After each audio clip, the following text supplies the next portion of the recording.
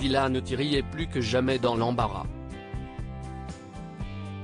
Pointé du doigt pour ses placements de produits qui sont régulièrement qualifiés d'arnaque, l'ancien candidat de télé-réalité voit désormais Booba l'accuser de faits particulièrement graves. La faute grave que c'est ?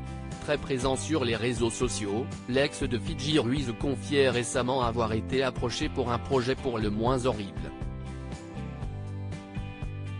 En effet, il lui proposait d'être Max sur Mime.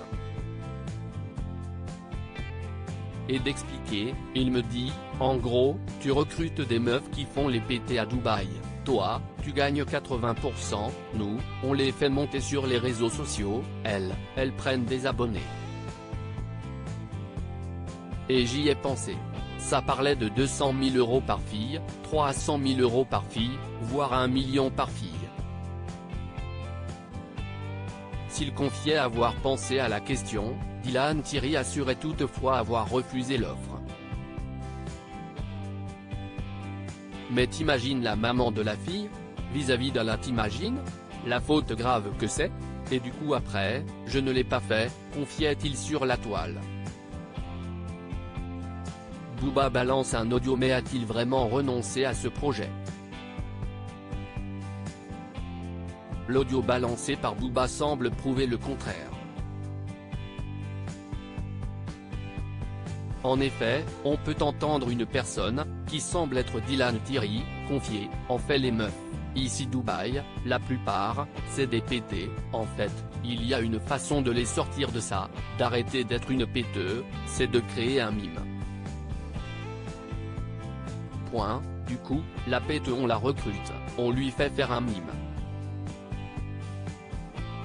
Elle fait tout ce que tu peux imaginer sur Mime, et on lui donne 20%.